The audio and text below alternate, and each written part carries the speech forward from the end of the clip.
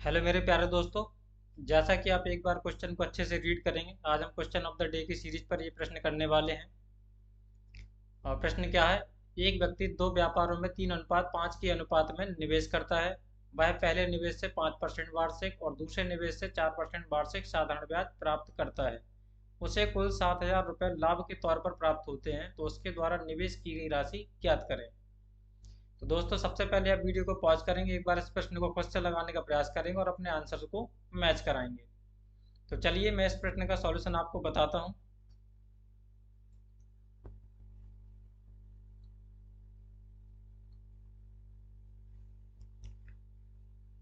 जैसे कि यहाँ पर 3:5 के अनुपात में निवेश किया,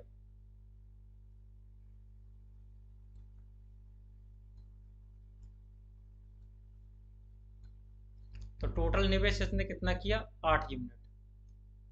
अभी कंडीशन केवल इतनी ही बता रहा मैं। टोटल निवेश कितना किया? 8 यूनिट का। यानी कि अब परसेंट मुझे यहाँ पर दिखाई दी 5% और 4%। अब इसको भी कैंसिल कराना है परसेंट के साइन को। तो यहाँ पर मैंने क्या किया, 2 जीरो यहाँ पर इंक्रीज किए और 2 जीरो यहाँ पर भी इंक्रीज किए और 2 जीरो यहाँ पर भी इंक्रीज किए। तो टोटल इसने जो निवेश किया है वह 800 यूनिट में किया। कोई प्राइस नहीं है ये सारी चीज़ें क्या है? यूनिट में है। ये 300 यूनिट है और ये 500 यूनिट है। अब पहले निवेश पर इसे 5% ब्याज प्राप्त होता है और दूसरे निवेश पर इसको 4% का ब्याज प्राप्त होता है। तो पहले निवेश का 5% यदि आप निकालोगे 300 का 5%, तो आप क्या कह पाएंगे? 15 यूनिट। और 500 का 4% जब आप निकालोगे तो आप ये कह पाएंगे कि 20 यूनिट।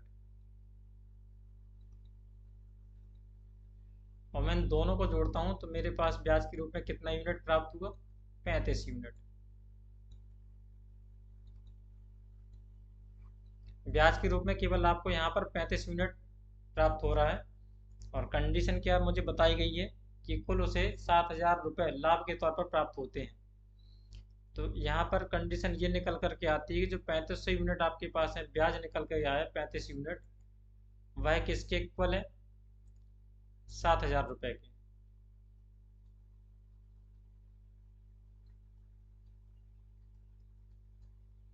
तो एक यूनिट यहाँ पर कितने रुपए के इक्वल होगा?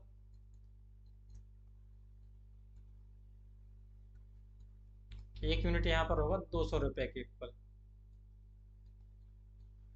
और प्रिंसिपल मेरा क्या निवेश किया गया था? यहाँ पर कितने यूनिट में निवेश किया गया था? 800 यूनिट में निवेश हुआ है।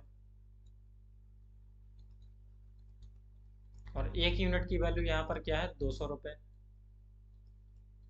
तो 800 यूनिट की वैल्यू क्या होगी?